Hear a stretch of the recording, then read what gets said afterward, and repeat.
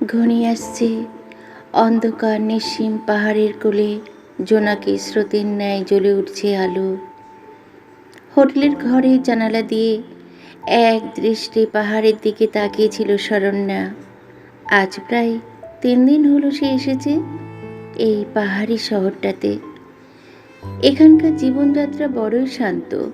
সন্ধ্যা হতে গাঢ় নিস্তব্ধতার অন্তরালে চাপা পড়ে। ইট কাঠ পাথরের পিঞ্জর হতে এখানে প্রায় পালিয়ে এসেছে সে। ওখানে দম বন্ধ হয়ে আসছিল তার। মনে হচ্ছিল সময় যেন থমকে গেছে। চোখের সামনে একের পর এক মৃত্যু বাঁক রুদ্ধ করে দিচ্ছিল তাকে। হারিয়ে গিয়েছিল অনুভূতি।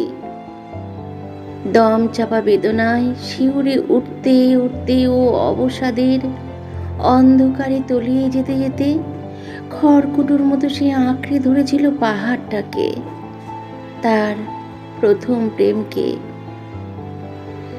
নমস্কার শ্রোতা বন্ধুরা, জোনাকি নিউজ চ্যানেলে সকল সাহিত্যপ্রেমী শ্রোতা বন্ধুদের আমি স্বাগত জানাই। আজকের গল্প শুনছেন অপয়া, লিখেছেন রিয়া ভট্টাচার্য। গল্পটি অবশ্যই শেষ পর্যন্ত শুনবেন। মেয়েটা কি সত্যিই অপয়া ছিল? আপনারা অবশ্যই কমেন্টস করে জানাবেন এবং ভালো লাগলে প্রত্যেককে বলবো লাইক করবেন প্লিজ। তাহলে চলুন আমরা গল্পটি শুনে ফেলি। এখানে আসার পরেও কি পুরোপুরি ভালো আছে সে? বলা যায় না সম্ভবত। এই 3 দিন নিজের ঘর থেকে বেরোয়নি সে। এক প্রকার স্বেচ্ছাবন্দিই আছে বলা যায়। শুধু জানালার পাশে দাঁড়িয়ে নিরীক্ষণ করে গেছে কিভাবে প্রহরে প্রহরে বদলে যায় পাহাড়ের রং। সকালের ধূসর কুয়াশার আবরণ রোদ পড়তেই সোনালি রং ধারণ করে, আবার বেলা বাড়তে সে হয়ে যায় হলুদ থেকে সাদা। যখন অন্ধকার ঘনিয়ে আসে মনে হয় এক সর্পিল পরজীবী কুণ্ডলীকৃত আবরণে বেষ্টন করে ফেলেছে তাকে। দূরের মঠ থেকে ভেসে আসে সমবেত প্রার্থনা মন্ত্র, বুদ্ধং শরণং গচ্ছামি। দীর্ঘশ্বাস ফেলে বিছানায় এসে বসে শরণ্যা। তাকে এই অবসাদ থেকে যেভাবেই হোক বেরোতে হবে। অনেক কাজ বাকি। এভাবে থেমে গেলে তার চলবে না। পুরো পরিবার দায়িত্ব যে এখন তার কাঁধে। কিন্তু ময়ূখ, তাকে কিভাবে ভুলতে পারবে সে? কি করে ভুলতে পারবে যন্ত্রণা কাতর তার ভাঙা চোরা মুখখানা? এমনটা তো হওয়ার কথা ছিল না। তবে কি সত্যি তার পোড়া কপালের দোষ? সেই সন্ন্যাসী কি তবে ঠিক বলেছিলেন? তার আজও মনে পড়ে কৈশোরের সেই দিনটা। টুপ টুপ করে বৃষ্টি হচ্ছিল সেদিন। আকাশটা ছিল গাঢ় মেঘে ঢাকা। বাড়ির সামনের রাস্তায় সমবয়সী সখীদের সঙ্গে আড্ডা দিচ্ছিল কিশোরী শরণ্যা। হঠাৎ সামনের দিকে চোখ চাইতেই চমকে ওঠে সে। কে এই লোকটা? এমন জ্বলন্ত দৃষ্টিতে চেয়ে আছে কেন তার দিকে? জটা জুটোধারী কালো কাপড় পরনে অদ্ভুত লোকটাকে এক নজর দেখলেই ভয় লাগে। তারপরে চোখ দুটো তার রক্ত জবার মতো লাল। বোঝাই যায় নেশা করে সে। তাকে দেখে শরণ্যার সখীরা দুধদার দৌড়ায় ভেতর বাড়ির অভিমুখে। কিন্তু সে নড়তে পারে না, এক দৃষ্টি ঠায় তাকিয়ে। লোকটার দৃষ্টিতে এক অদ্ভুত সম্মোহন আছে। লোকটা পায়ে পায়ে এগিয়ে আসে তার দিকে। নাকে ধাক্কা দেয় বুনো ব্যবসা গন্ধ। তার দিকে আঙুল তুলে বিড়বিড় করে কি সব মন্ত্র পড়ে লোকটা। তারপর আচমকায় ফ্যাঁসফেঁসে গলায় চেঁচিয়ে ওঠে, খাবি? সবাইকেই খাবি তুই? তোর বাবা মা জানে না কাকে জন্ম দিয়েছে। সাক্ষাৎ শয়তান। যাকেই ভালোবাসবি সেই মরবে, কেউ বাঁচাতে পারবে না। অভিশাপ তুই, তোর বাড়ির ওপরে ছড়িয়ে থাকা কালো অভিশাপ তুই। কেউ চাবুক মারলেও বোধ হয় এতটা যন্ত্রণা হতো না যতটা ওই কথা কয়টি শুনে অনুভব করে কিশোরী কন্যা। লোকটা হন হন করে রাস্তা দিয়ে হেঁটে যায়, বৃষ্টি নামে ঝমঝমিয়ে। শুধু অনর মূর্তির ন্যায় হতভম্ব শরণ্যা বৃষ্টি ভিজেই দাঁড়িয়ে থাকে, দাঁড়িয়েই থাকে। সময়ের প্রভাবে হয়তো মন থেকে মুছে যেত কটু কথার স্মৃতিগুলো, কিন্তু ঘটনাক্রমে তা হতে দেয় না। স্কুলের অ্যানুয়াল ডে ফাংশনে যেদিন তার সবচেয়ে প্রিয় বান্ধবী তার চোখের সামনে স্কুল বিল্ডিংয়ের ছাদ থেকে পড়ে মারা যায়, শরণ্যার মনে দাগ বসে যায় সন্ন্যাসীর কথাগুলি। তারপর তারপর শুধু মৃত্যু মিছিল। চোখের সামনে প্রিয়জনের লাশ হয়ে যাওয়া, প্রতিবারেই তাদের অন্তিম মুহূর্তের সাক্ষী থাকে শরণ্যা। না চাইতেও মৃত্যু যেন তাকে ছুঁয়ে আঘাত করে তার প্রিয়জনদের। ভালোবাসতে ভয় পেত শরণ্যা, ভয় পেতে শুরু করেছিল নিজের ভাগ্যকে। মা বাবার সঙ্গেও ইচ্ছে করেই দূরত্ব বাড়িয়েছিল সে। দাদার মৃত্যুর পর রাস্তাঘাটে চলতে ফিরতে অপয়া শব্দটা হয়ে গিয়েছিল বড় কান সওয়া। এর মাঝে একদিন তার জীবনে এলো ময়ূক। ভাবলেই দিনটাকে যেন স্বপ্ন বলে মনে হতো তার। কলেজ ফেস্টে কয়েকশো সহপাঠীর ভিড়ে তাকেই পছন্দ হয়েছিল ময়ূকের। যেচে এসে আলাপ করেছিল। তার ভুলভাল কবিতা হারানো দেখে অনেক দিন পর হো হো করে হেসেছিল শরণ্যা। না চাইতেও কৌতূহলী হয়ে আলাপ করেই ফেলেছিল মুখচোরা ছেলেটার সঙ্গে। তার পরের দিনগুলোকে যেন স্বপ্ন মনে হয় তার। এই তো সেদিনের কথা, কিন্তু আজও যেন তার কথা কত দূরে, হাত বাড়ালেই ছোঁয়া যায় না তাদের। স্মৃতিরা বাঁচে আলোক বর্ষী দূরত্ব নিয়ে। কলেজ ক্যান্টিন, প্রিন্সেস ঘাট, ছুটে যায় তাদের জীবন তখন ট্রাম লাইনের মতো এক সূত্রে বাঁধা। শরণ্যার ভেতরের ভয়টাকে আস্তে আস্তে কাটিয়ে তুলেছিল ময়ূক। বাবা মাও পছন্দ করে ফেলেছিলেন তাকে। সেদিনও ছিল বৃষ্টির সন্ধ্যা। কলেজ জীবন শেষ হয়ে যাওয়ার খুশিতে দুজনে মিলে বেরিয়েছিল লং ড্রাইভে। শরণ্যার জীবন এখন ময়ূকময়। কিছুতেই তাকে ছাড়া একটা দিনও ভাবতে পারে না সে। এক সুন্দর ঝিলের ধারে পূর্ণিমার সন্ধ্যাকে সাক্ষী করে তাকে বিবাহ প্রস্তাব দিয়েছিল ময়ূক। না করার কারণ ছিল না, কিন্তু তারপরে যেটা হয়েছিল তা ভাবলে আজও শিউরে ওঠে সে। একটা সাপ, হ্যাঁ কালো কুচকুচে একটা সাপ কোথা থেকে এসে দংশন করেছিল ময়ূককে। তার চোখের সামনে যন্ত্রণায় নীল হয়ে মাটিতে পড়ে কাতরাচ্ছিল সে। গলা চিরে চিৎকার করেও সেদিন কোনো মানুষই দেখা পায়নি শরণ্যা। তার চোখের সামনে কাঁপতে কাঁপতে স্থির হয়ে গিয়েছিল ময়ূক। সাপটা আশেপাশে কোথাও ছিল না, শুধু মাথার ওপর ধীর লয়ে পাক খাচ্ছিল তিনটে শকুন। দরজায় ঠুকঠুক শব্দে অতীত থেকে বর্তমানে ফিরে শরণ্যা। বেয়ারা এসেছে, চায়ের পেয়ালা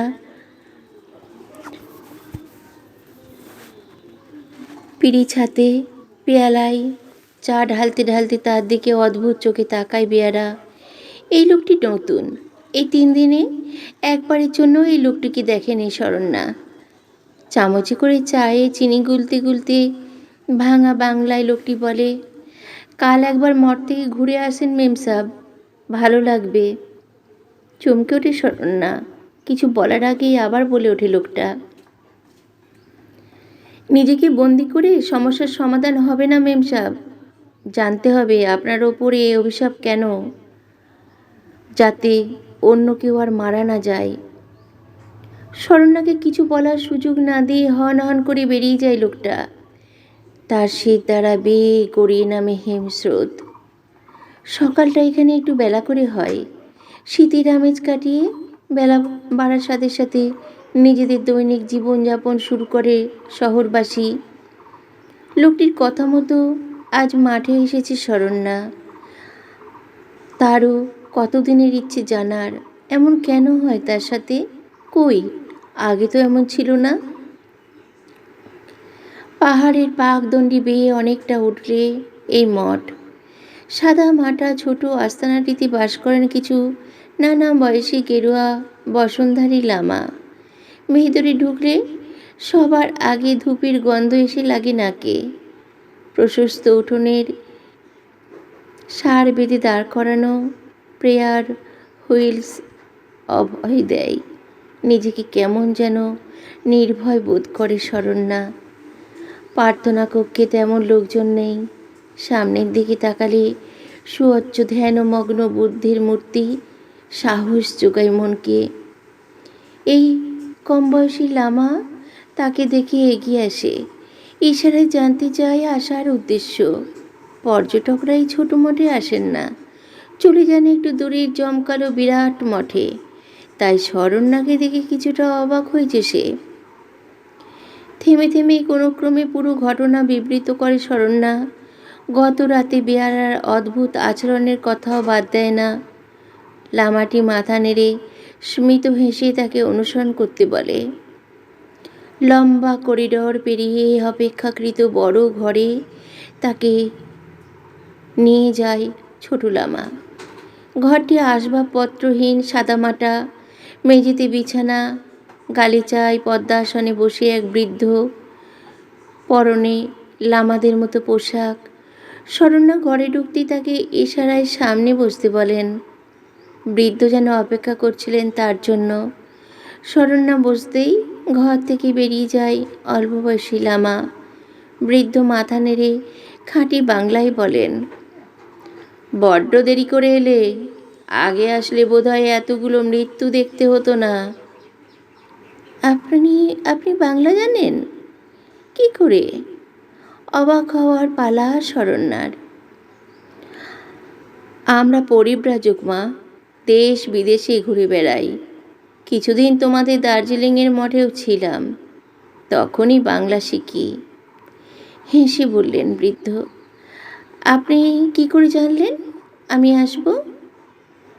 বৃদ্ধ ঠোঁটে হাত দিয়ে ইশারায় চুপ করে বসতে বললেন তাকে। হাতের ছোট্ট প্রেয়ার হুইল ঘুরিয়ে বিড়বিড় করে মন্ত্র পড়েন। সামনে রাখা অদ্ভুত শিশি থেকে জল ছিটিয়ে দেন শরণ্যার মাথায়।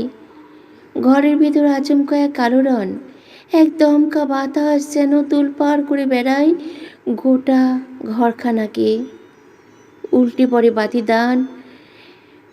1 মিনিটে পরে সব শান্ত, যেন বাতাস বেরিয়ে গেছে খোলা জানালার পথ দিয়ে। দূরে রোদ মেঘে হাসছে পাহাড়। তোমার পেছন পেছন এক কালো ছায়া প্রবেশ করেছিল এই ঘরে, তাকেই তাড়িয়ে দিলাম, নয়তো সে শুনে ফেলতো আমাদের কথা। এতে তোমার বড্ড বিপদ হতো। এই জন্যই এত দুর্ঘটনা, এত মৃত্যু। এই জন্যই তোমার কাছাকাছি কাউকে টিকতে দেয় না, তাদের মেরে ফেলে। এক নিঃশ্বাসে কথা কয়টি বললেন বৃদ্ধ। কিন্তু এই ছায়া কার? কেন আমার সঙ্গেই এমন হচ্ছে? হাউমাউ করে ওঠে শরণ্যা। কারণ তোমার ওপর প্রেত প্রভাব রয়েছে মা। এই ছায়া এক ভয়ানক প্রেতের। এর কোনো নিজস্ব রূপ নেই, আকৃতি নেই, তবে চাইলেই যে কোনো কিছু আকৃতি গ্রহণের ক্ষমতা রাখে ওই। তোমার সঙ্গে এতদিন লেপ্টে ছিল এই ছায়া, তুমি বুঝতেও পারোনি। ওই সন্ন্যাসী এই প্রেতকে দেখেই তোমাকে সতর্ক করেছিলেন। তুমি তাকে কটুবাক্য বলে ধরে নাও, আসলে কারণের সন্ধান করনি। এজন্যই ঘটে গেছে এত ঘটনা। কিন্তু আমি কেন বাবা? আমার সঙ্গে এমন কেন? কি দোষ আমার? চোখের জলে ভাসতে ভাসতে কথাগুলি বলে শরণ্যা। প্রেত প্রভাবে কারো দোষ থাকে না মা। ঈশ্বরের মতোই প্রেত সর্বত্র ব্যাপী। ঠিক তোমাদের বিজ্ঞানের পজিটিভ ও নেগেটিভ এনার্জির থিওরির মতো শুভ শক্তি থাকলে অশুভ শক্তি থাকবেই। শুধু তাদের প্রভাবকে কম বেশি করা যায়, এড়ানো যায় না। আচ্ছা, বলো তো, ওই সন্ন্যাসীর সঙ্গে দেখা হওয়ার আগে তোমার সঙ্গে কি কিছু অদ্ভুত ঘটনা ঘটেছিল? চিন্তামগ্ন জানতে চান বৃদ্ধ।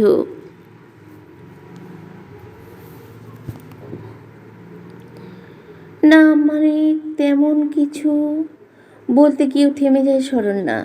মনে পড়ে কৈশোরের এক আদিবাসী গ্রামে সপরিবারে বেড়াতে গিয়ে তার এক অদ্ভুত মূর্তি দেখে আকৃষ্ট হয়ে পড়ে। মা বারবার বাধা দিয়েছিলেন কালো পাথরের কেঁদো ছোট মূর্তিটা ঘরে আনতে। ওই মূর্তি নাকি ছিল আদিবাসীদের আরাধ্য অপদেবতার। কিন্তু শরণ্যা শোনেনি। একান্ত মুগ্ধতার বশে একরকম জেদ করেই কিনে এনেছিল সেই মূর্তি। এতগুলো বছর একেবারে জন্য মূর্তিটির কাছাকাছি কাছছাড়া করেনি সে, বরং এত কিছু ঘটে যাওয়ার পরেও ব্যাগে করে বয়ে এনেছে তাকে এই পাহাড়ি শহরেও। মূর্তিটি যেন তার কাছে অমোঘ আকর্ষণ, যাকে উপেক্ষা করার সাধ্যও তার নেই। শরণ্যার কণ্ঠস্বর হাড়ের ওঠানামা দেখে এক দৃষ্টে চেয়েছিলেন বৃদ্ধ। শেষমেশ গলা খাঁকারি দিয়ে বললেন, বেশ, আগামীকাল বুদ্ধ পূর্ণিমা। এই দিন তুমি আবার এখানে আসবে, উপাসনায় বসবে আমাদের সাথে। পবিত্র বুদ্ধের কাছে নতজানু হয়ে প্রার্থনা করবে মুক্তি। আমি আগেই বলেছি, অশুভ শক্তিকে পুরোপুরি ধ্বংস করা সম্ভব না, তা প্রকৃতির নিয়ম বিরুদ্ধ। তবে শুভ শক্তি দ্বারা অশুভকে কাটানোর চেষ্টা করা যেতেই পারে। বুদ্ধের ওপর আস্থা রাখো মা, উনি কোনো না কোনো উপায় বলে দেবেনই। শরণ্যার হাতের কবজিতে মন্ত্রপুত কালো সুতো বেঁধে দিলেন বৃদ্ধ। মাথায় ছিটিয়ে দিলেন পবিত্র জল। তাকে প্রণাম করে বিদায় নিয়ে মঠ থেকে বেরিয়ে এলো শরণ্যা। আকাশটা কেমন গুমোট হয়ে আছে, তবুও অনেক দিন পর আজ একটু ভয় করছে না তার। গতকাল সারা রাত ঘুমাতে পারেনি শরণ্যা। দুঃস্বপ্ন দেখে চমকে উঠেছে বারবার। একলা ঘরে রাত যেন গিলে খেতে আসছিল তাকে। সকাল হতেই অশান্ত মন নিয়ে সে ছুটে এসেছে মঠে। বুদ্ধ পূর্ণিমা উপলক্ষে সুন্দরভাবে সেজে উঠেছে ছোট্ট মঠখানা।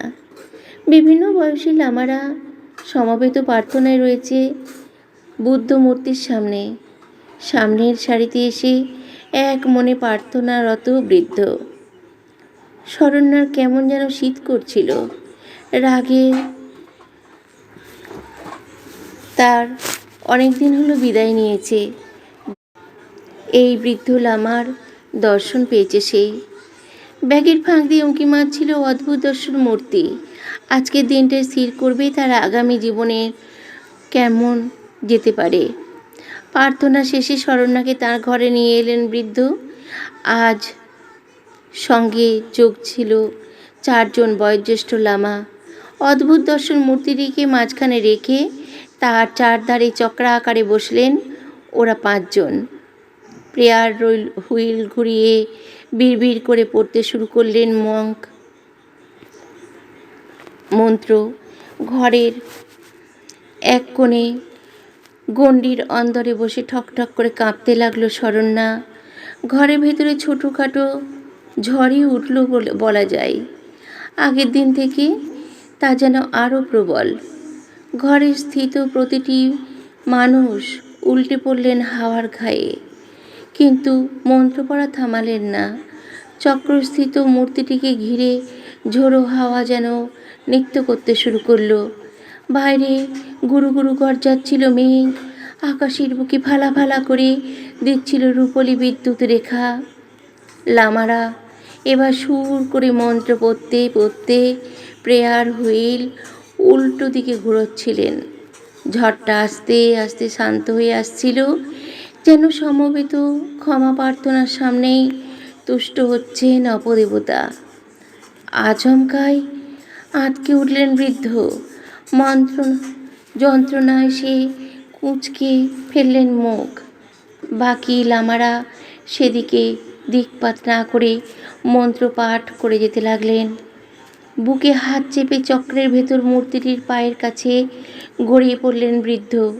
মুখ থেকে যেন ফেনা বেরিয়ে এলো তার। কট করে শব্দ হলো। সারা শরীরটা ধনুকের মতো বাঁকিয়ে একটু কেঁপে স্থির হয়ে গেলেন। সেই সঙ্গে টুকরো টুকরো হয়ে ভেঙে গেল মূর্তিটা। নিঃশব্দে উঠে এলেন ওরা চারজন। ইশারায় শরণ্যাকে বললেন চলে যেতে। কাঁদতে কাঁদতে বেরিয়ে এলো শরণ্যা। পেছন পেছন এলো আগের দিনের সেই কম বয়সী লামাটি। মঠের দরজার বাইরে শরণ্যাকে পৌঁছে দিয়ে মৃত হাসল সে। জড়ানো হিন্দিতে বলল, গুরুজি জানতেন এই মূর্তি তার শেষ বলি না নিয়ে যাবে না, তাই আপনার অভিশাপ যন্ত্রণার বিনিময়ে নিজের প্রাণের সওদা করেছিলেন তিনি। বড় শক্তিশালী অপদেবতা। আদিবাসীরা একে মৃত্যুর দেবতা মানে। তাকে বাড়িতে নিয়ে এসেছিলেন আপনি। মৃত্যু হওয়ারই ছিল। আর আপনার কোনো ভয় নেই, অভিশাপ আর ছোঁবে না আপনাকে। ভেতরে ঢুকে ঘরমর করে মঠের দরজা বন্ধ করল স্বল্পবয়সী লামা। ভারী মন নিয়ে পথে নামল শরণ্যা। ঈশ্বরের সন্তান নিজের ভীষণ ক্ষমতা দ্বারা জীবন দিয়ে তার অভিশাপ মুছে দিয়ে গেছেন। সে এবার স্বাভাবিক জীবনযাপন করতে পারবে। যারা চলে গেছে তারা আর ফিরে আসবে না ঠিকই, তবে আর কেউ মরবে না তাকে ভালোবেসে। সোনালি রোদ পিছলে যাচ্ছে পাহাড়ের গায়ে, পাহাড় হাসছে। গল্পটি এখানেই সমাপ্ত হলো। আপনাদের কেমন লাগলো কমেন্টস করে জানাবেন আর লাইক করবেন। আজ আসি, নমস্কার।